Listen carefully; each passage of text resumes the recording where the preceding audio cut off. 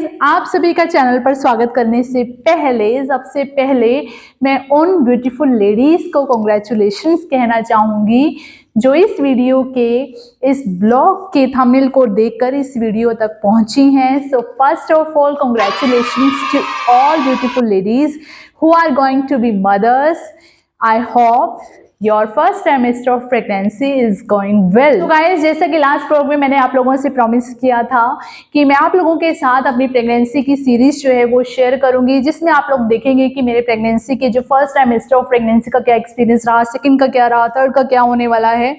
उसी तरीके से मैं आप लोगों के साथ एक्सरसाइजेस भी शेयर करूंगी कि फर्स्ट ट्राइमेस्टर में मैंने कौन कौन सी एक्सरसाइजेस जो है वो की, सेकंड में कौन सी करूंगी एंड फाइनल में कौन सी करूंगी।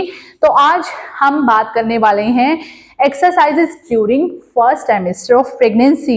लेकिन सबसे पहले मैं मदर से एक रिक्वेस्ट करना चाहूंगी कि देखिए, अगर डॉक्टर ने आपको जो है वो बोला है कि आप लोगों को एक्सरसाइजेस जो है वो नहीं करनी है एक्सरसाइजेस से, क्योंकि कुछ फीमेल्स का क्या होता है, प्रेगनेंसी थोड़ी सी सेंसिटिव होती है जिसमें हमें प्रॉपर रेस्ट करने के लिए डॉक्टर बोल देती हैं। तो ऐसे में हमें डॉक्टर का वो जो भी हमें प्रेस्क्राइब करती हैं उस हिसाब से हमें चलना चाहिए। ये नहीं है अगर डॉक्टर ने आपको रेस्ट बोल दिया तो आप रेस्ट नहीं करेंगे, आपको उस टाइम पे रेस्ट करनी है। बाकी के केसेस के बारे में अगर मैं बात करूं, अगर आपकी हेल्दी प्रेगनेंसी है, आप जो है इस लायक है कि आप अपनी बॉडी को मूव कर सकते हैं, तो आपको जरूर करना चाहिए। देखिए, फर्स्ट ट्राइमेस्टर ऑफ प्रेगनेंसी में होता क्या है ना कि हमारे घर के जो बड़े होते हैं, हमारे बुजुर्ग होते हैं, वो हमें पहले से ही सलाह देते हैं कि तुम्हें लॉन्ग ट्रैवल नहीं करना चाहिए, गर्म चीज़ें नहीं खानी चाहिए, ठंडी चीज़ें खानी चाहिए, वेट नहीं उठाना चाहिए, जो कि मुझे भी दी गई है और मैं भी फॉलो कर रही हूँ और करनी भी चाहिए, क्योंकि थोड़ा सा ये टाइम जो है वो होता है सेंसिटिव होता है फर्स्ट ट्राइमेस्टर में। बिल्कुल मानती हूँ कि हमें थोड़ा सा ध्यान रखकर चलना चाहिए। आप बिल्कुल जो है उन चीज़ों को ध्यान में रखकर चलें। इसके साथ साथ अगर आप लॉन्ग ड्राइव की बात करूँ कि अगर आप लॉन्ग ड्राइव करने लायक हैं, ठीक है, तो आप कर सकते हैं बिल्कुल। कुछ केसेस को छोड़कर कुछ हमारे केसेस ऐसे होते हैं, सीरियस केसेस, जिसमें डॉक्टर साहब बोल देती हैं कि हमें नहीं लॉन्ग ड्राइव करनी तो नहीं करनी। बट अगर आपकी हेल्दी प्रेगनेंसी चल रही है, सब कुछ स्मूथली है, तो आप जा सकते हैं। इसमें कोई परहेज रखने वाली बात नहीं है लॉन्ग ड्राइव का। तीसरी बात आ जाती है कि वेट नहीं उठाना, तो बिल्कुल भी नहीं उठाना चाहिए, क्योंकि देखिए वेट उठाने की ना अलग अलग ट्रिक होती है। हम लोग हैं, हमें पता है कि हमें किस तरीके से वेट उठाना है जिससे हमारे एब्डोमेन पर जो है वो लोअर एब्डोमेन पर कोई भी इम्पैक्ट ना आए, उस पर कोई भी प्रेशर ना आए। लेकिन कुछ जो है, और मोस्टली फीमेल्स को, जब मैं भी एक्सरसाइज नहीं करती थी तो मुझे भी नहीं पता था कि कौन से पोस्चर में क्या चीज़ उठानी है। तो ऐसे में हमें जब नहीं पता होता और उस टाइम पे डॉक्टर कहती है ना कि वेट नहीं उठाना, तो नहीं उठाना चाहिए। हम लोगों को पता है कि हमें कैसे वेट उठाना है जो हम एक्सरसाइज करते हैं, क्योंकि हमें सिखाया ही पोस्चर में जाता है। तो हम लोग इस तरीके से चीज़ उठाते हैं कि हमारे लोअर एब्डोमेन पर जो है वो कोई भी प्रेशर ना आए। बट आप लोगों को जो है वो ध्यान रखना है कि वेट उठाना ही नहीं है, आप छोड़ दो पोस्चर क्या है, क्या होना चाहिए, क्या नहीं होना चाहिए। लेकिन फिर भी अगर आप एक सिंगल मदर हैं, घर में कोई और आपके साथ नहीं है, ऐसे में आपको वेट उठाना पड़े, तो आपको वेट जो है वो इस तरीके से उठाना है, इस तरीके से आपको बैक जो है वो आउट रखनी है और फिर इस तरीके से वेट उठाना है। कभी भी आपको डायरेक्ट ऐसे वेट नहीं उठाना है। ध्यान रखकर चलना है कि आपके लोअर एब्डोमेन पर जो है वो कोई प्रेशर ना रहे, क्योंकि स्टार्टिंग के फर्स्ट 3 मंथ में हमें हर वो प्रिकॉशन लेनी है जिससे हमारे लोअर एब्डोमेन पर कोई भी प्रेशर ना आए। तो ये तो रही थी वेट उठाने की बात। अब आ जाती है रेस्ट करने की बात। तो देखिए, मैं पहले ही कह चुकी हूँ कि कुछ सीरियस केसेस को छोड़कर हमें जो है अपनी बॉडी को मूवमेंट में लाना चाहिए। देखिए, मैंने अपने लास्ट के ब्लॉग में भी बताया था कि जब हमारा फर्स्ट मंथ होता है प्रेगनेंसी का, ठीक है, उस टाइम पे हमें नहीं पता होता ना कि हम प्रेग्नेंट हैं, लेकिन हम वो सारे काम कर रहे होते हैं ना पहले कितना, जैसे पहले कर रहे होते थे, तो आगे भी तो हम कर सकते हैं, बस कुछ प्रिकॉशंस के साथ, ठीक है। तो आपको जो है अपनी बॉडी में मूवमेंट बनाए रखनी है और वो बहुत ज़रूरी हो जाती है। ये नहीं कि जिस दिन से पता लगे अच्छा जी हम प्रेग्नेंट हैं, ओ अच्छा हमें 4th वीक कंप्लीट हो चुके हैं, और उस दिन से हम अपना बेड पे लेट जाएं। नो, प्लीज ऐसा बिल्कुल भी मत कीजिएगा। इससे बहुत ही नेगेटिव इम्पैक्ट पड़ता है आपके माइंड पर, आपकी बॉडी पर, और जो हमारा होने वाला बेबी है उसके भी नेगेटिव इम्पैक्ट जाता है, क्योंकि जब हम लेटे रहते हैं सारा दिन हमारी बॉडी में मूवमेंट होता ही नहीं, तो ऐसे में जो है ब्लड फ्लो भी कम हो जाता है हमारी बॉडी में, और जितना हम अपनी बॉडी को मूव करते हैं ना उतना ही ब्लड जो है वो अच्छे से सर्कुलेट होता है, हमारे बेबी तक पहुंचता है। तो बहुत ही ज़रूरी है आपके बच्चे के लिए, आपके लिए बॉडी में मूवमेंट बनाए रखना। तो ये थे वो सारी प्रिकॉशंस, परहेज जो हमारे बड़े लोग कहते हैं कि हमें क्या करना चाहिए क्या नहीं करना चाहिए। तो मैंने वो सारी चीज़ें बता दी, ठीक है, कि आपको करना है और किस लिमिट तक करना है, नहीं करना है, कैसे करना है, वो सब मैं आप लोगों को बता चुकी हूँ। अब बात कर लेते हैं कि प्रेगनेंसी में एक्सरसाइजेस के क्या फ़ायदे हैं। तो वो मैं आप लोगों के साथ अपने लास्ट के ब्लॉग में बता चुकी हूँ, लेकिन फिर भी मैं मोटा मोटा सा आप लोगों को बताना चाहूँगी कि देखिए, प्रेगनेंसी में एक्सरसाइजेस से जो है हमें बहुत ही पॉजिटिव एनर्जी मिलती है। अगर मैं किसी और का एक्सपीरियंस को छोड़ दूँ, मैं सिर्फ अपने एक्सपीरियंस की बात करूँ, जब मेरा फर्स्ट बेबी था, सारंग था, तब भी मैं सारी एक्सरसाइजेस करती थी, और आज आप लोग उसका रिजल्ट देख सकते हैं। सारंग को सारे योगासन आते हैं, हमारे साथ वो वर्कआउट करता है, ठीक है। तो कहते हैं ना कि जैसा मदर बच्चे को अपने पेट से सिखाती है, वो बच्चा पेट से ही सीखना शुरू हो जाता है। तो जैसा आप उसको एनवायरनमेंट देते हैं, बच्चा आपका वैसे ही आगे चलकर सीखता है। तो ये एक पहला फ़ायदा है जो मुझे लगता है एक्सरसाइज का, कि हमें प्रेगनेंसी में एक्सरसाइज करनी चाहिए। इसके साथ साथ मैं अगर अपना दूसरा एक्सपीरियंस शेयर करूं तो आप लोगों को के साथ में, तो आप लोगों ने मेरे इससे पहले वाले ब्लॉग में देखा है कि बैक टू कैमरा मेरी क्या हालत रहती है, वॉमिटिंग। जैसे कि मैंने अपने लास्ट के ब्लॉग में भी बताया था कि 2 टाइम के खाने को छोड़कर, दोपहर के खाने के बाद रात के 8 साढ़े 8 तक मैं कुछ भी नहीं खा सकती, कुछ भी खाऊंगी तो वो सीधा वॉमिट होती है। तो ऐसी कंडीशन रहती है, लेकिन उसके बाद भी मैं हिम्मत करती हूँ यहाँ पर आने की, ठीक है, एक्सरसाइज करने की, क्योंकि उससे क्या होता है कि मुझे पॉजिटिव वाइब मिलती हैं। और अगर मैं वॉमिट करके लेटी रहूंगी बेड पे तो नेगेटिव नेगेटिव नेगेटिव, इसके अलावा हमें और कुछ समझ ही नहीं आता। ऐसा लगता है कि यार ये क्या था, क्या बन गया हमारे साथ, अच्छा खासा हमारा चल रहा था सब कुछ, अच्छे खासे हम घूमते थे फिरते थे, और आप सारा दिन वॉमिटिंग वॉमिटिंग, ना कुछ खा सकते हैं ना पी सकते हैं। तो इतना ज़्यादा नेगेटिवनेस हमारे अंदर आ जाती है ना, वो बहुत ही बुरी होती है हमारे लिए भी, हमारे बच्चे के लिए भी। तो जब आप थोड़ा सा भी अपने लिए टाइम निकालते हैं, खुद की बॉडी में मूवमेंट लाते हैं, वर्कआउट करते हैं, और मैंने लास्ट की वीडियो में बोला था कि मूवमेंट का मतलब ये नहीं है कि आपको एक्सरसाइज ही करनी है, आप कुछ भी करो, आप डांस करो, आप गाना गाओ, आप किताब लिखो, आप कुछ भी करो, बस पर करो, ठीक है।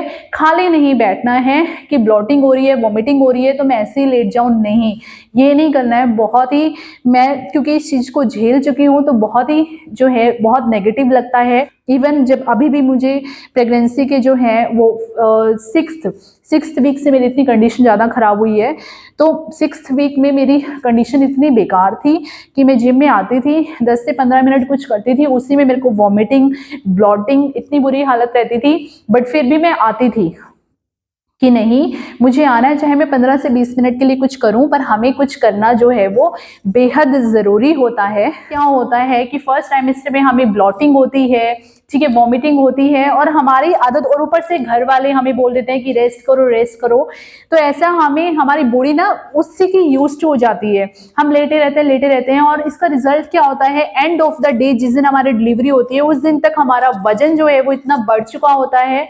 और ये भी डिपेंड करता है बॉडी टू बॉडी, किसी का बढ़ता है किसी का नहीं बढ़ता है।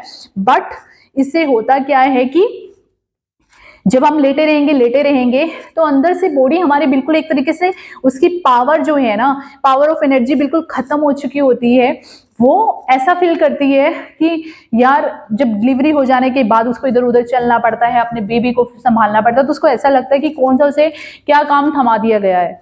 तो जब आप अपनी बॉडी को पहले से ही मूवमेंट में रखोगे ना, तो उसको अपनी बॉडी बिल्कुल भी भारी नहीं लगेगी, वो अच्छे से अपना सारा वर्कआउट उसका पहले से चलता रहेगा। कई बार क्या होता है कि फीमेल्स को जो है आफ्टर डिलीवरी बहुत सारी चीज़ें, कैल्शियम कमी हो जाती है, B12 कमी हो जाती है, तो ये न्यूट्रिशंस भी आप पहले से लेते रहो, अपना बॉडी में जो है मूवमेंट बनाए रखो। उसे ऐसी मत बनाओ कि आफ्टर डिलीवरी आपको अपनी ही बॉडी जो है वो बोझ लगने लगे, ऐसा बिल्कुल भी मत कीजिएगा। ये आपके लिए तो कंडीशन बेकार है ही, लेकिन बच्चे के लिए जो है वो उससे भी बेकार है। कि मैं अपनी वीडियोस में पहले भी बोल चुकी हूँ कि a fit mom make a better, fitter and healthiest house. तो प्लीज आप फिट रहेंगे तो आपका बच्चा जो है वो फिट रहेगा, आप उसका ध्यान अच्छे से रख पाएंगी, तो बहुत जरूरी हो जाता है। जैसे जैसे मैं पोस्चर आप लोगों को बताऊंगी उसी पोस्चर में आपको एक्सरसाइज करनी है, तो बहुत ही ध्यान से आप लोग पोस्चर जो है वो देखिएगा, उसके बाद ही आप ये सारे एक्सरसाइजेस कीजिएगा। कई बार क्या होता है कि जब हम लैपटॉप या मोबाइल से एक्सरसाइजेस देख के करते हैं ना, बस हम देख लेते हैं एक बार, अच्छा ऐसे ठीक है ऐसे, और वो पोस्चर हम फॉलो करते ही नहीं है, तो उससे जो है वो बहुत ही गलत इम्पैक्ट पड़ता है हमारी बॉडी पर। खासकर वो जरूरी हो जाता है इस टाइम पर जब हम अपने बच्चे को अपने साथ कैरी कर रहे हैं, तो पोस्चर बहुत जरूरी हो जाता है। आप लोगों के लिए मैं बता दूं, I am a yoga teacher, I am also providing online and offline yoga classes. किसी भी फीमेल को अगर प्रेगनेंसी के टाइम पर कोई भी एक्सरसाइजेस करनी है तो आप लोग जो है मुझे ब्लॉग के नीचे जो है कमेंट कर सकते हैं। आप लोगों को जो है वो कमेंट का पूरा रिप्लाई दिया जाएगा, आप लोगों की पूरी हेल्प की जाएगी, पर जल्दबाजी में कोई भी एक्सरसाइज मत कीजिएगा। I am also available for you, so please आप लोग कमेंट करके जो है अपनी प्रॉब्लम बता सकते हैं अगर आपको ड्यूरिंग प्रेगनेंसी एक्सरसाइजेस से रिगार्डिंग कोई भी प्रॉब्लम आती है। तो सबसे पहले एक्सरसाइज स्टार्ट करने से पहले हम सबसे पहले वार्म अप करेंगे। वार्म अप मैं अपनी पहले की वीडियोस में भी बता चुकी हूँ, बट जो लोग फर्स्ट टाइम आज इस चैनल को देख रहे हैं उनके लिए मैं बता दूं कि वार्म अप एक्सरसाइजेस जो है वो एक्सरसाइजेस हैं जो आपको वर्कआउट के लिए रेडी करती हैं। देखिए, जब हम एकदम से आते हैं, जिम में आते हैं या अपने घर में वर्कआउट के लिए आते हैं, तो उस टाइम पे हमारी बॉडी जो है वो ठंडी रहती है। खासकर अब विंटर सीजन है तो इस टाइम पे तो वैसे ही बॉडी ठंडी रहती है, तो ऐसे में हम अपनी बॉडी में कुछ मूवमेंट्स लाते हैं जिससे हमारी बॉडी का जो है टेम्परेचर वो हाई जाता है, ब्लड फ्लो अंदर इंक्रीज होता है, जिससे हमारा एनर्जी लेवल बढ़ता है। तो ये वार्म अप जो है बहुत ही ज़रूरी हो जाता है हमारी एनर्जी के लेवल को बढ़ाने के लिए, ब्लड फ्लो को बढ़ाने के लिए। तो मोटे से शब्दों में अगर मैं आप लोगों को कहूँ कि वार्म अप एक्सरसाइजेज जो है वो एक्सरसाइजेज हैं जो आप लोगों को रेडी करती हैं फॉर योर वर्कआउट। तो आपको अपनी बॉडी का वर्कआउट करने से पहले वार्म अप एक्सरसाइजेस करनी है। कुछ नहीं है, हल्की हल्की सी मूवमेंट है, क्योंकि जब आप एकदम से वर्कआउट करते हैं तो कई बार इंजरी होने के चांसेस रहते हैं। आप अगर जाते ही किसी भी बॉडी पार्ट की एक्सरसाइज करोगे तो एकदम से मसल्स फुल होने के चांसेस रहते हैं, तो उस सभी का ध्यान रखते हुए हम सबसे पहले अपनी बॉडी में मूवमेंट लाते हैं, उसको रेडी करते हैं वर्कआउट के लिए। सबसे पहले वार्म अप एक्सरसाइजेस करेंगे, ठीक है।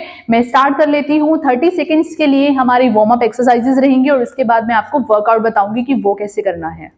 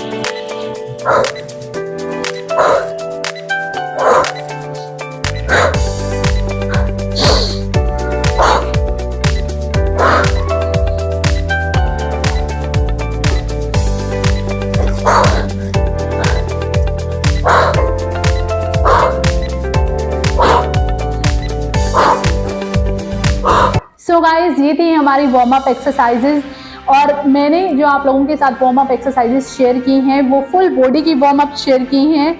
आप जो है वो अपनी नेक से स्टार्ट हो जाते हैं और अपने लेग्स तक जाते हैं, सभी बॉडी के पार्ट्स की मूवमेंट करते हैं। फर्स्ट ट्राइमेस्टर ऑफ प्रेगनेंसी हमारा ऐसा होता है कि हमें बहुत ही थकावट भी होती है, नींद भी आती है, सारा ब्लड फ्लो जो है वो हमारा बेबी की तरफ जाता है, हमारे अंदर एक न्यू लाइफ का जनरेशन हो रहा होता है। तो ऐसे में जो है हमारी बॉडी जो है वो बहुत थका हुआ फील करती है। तो ऐसे में आपके लिए जो है वो सिर्फ वार्म अप एक्सरसाइजेज अगर आप लोग कर लें, अपनी बॉडी में मूवमेंट बनाए रखें, तो ये भी आप लोगों के लिए बहुत ही बेनिफिशियल होने वाला है।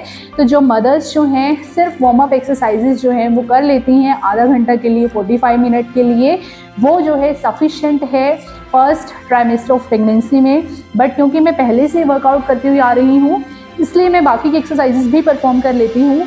लेकिन आप लोग अगर एक्सरसाइजेस में नए हैं तो आप लोग जो है वो सिर्फ वार्म अप कर सकते हैं, उसी में ही आपको बहुत ही अच्छी एनर्जी मिलने वाली है। तो आप लोग जो है वो वार्म अप एक्सरसाइजेस जो हैं वो कर सकते हैं फर्स्ट ट्राइमेस्टर ऑफ प्रेगनेंसी में, जब तक आपका फर्स्ट ट्राइमेस्टर चल रहा है, क्योंकि वॉमिटिंग होती है, ब्लॉटिंग होती है, थकावट रहती है। तो ऐसे में आप लोगों के लिए इनफ है वार्म अप एक्सरसाइज और बहुत ही ज़रूरी भी हैं और बहुत ही बेनिफिशियल हैं। अगर आप लोग वार्म अप एक्सरसाइजेस जो हैं वो 30 या 45 मिनट के लिए अच्छे से जो है 3 सेट्स में कर लेते हैं तो इनका इम्पैक्ट जो है वो बहुत ही बेटर हो जाएगा। तो थी हमारी वार्म अप एक्सरसाइजेज। अब आप लोग आगे चलकर देखेंगे कि वर्कआउट जो है वो कौन कौन सा करना चाहिए। तो अगर मैं इसी ब्लॉग में सब कुछ ऐड कर दूंगी तो ब्लॉग जो है वो बहुत ही लंबा हो जाएगा। तो इस ब्लॉग को करते हैं यहीं पर एंड, और जिन लोगों को आगे की एक्सरसाइजेज देखनी है, वर्कआउट देखना है, उन लोगों के लिए मैं ब्लॉग का सेकंड पार्ट शेयर कर दूंगी। इस ब्लॉग को करते हैं यहीं पर एंड।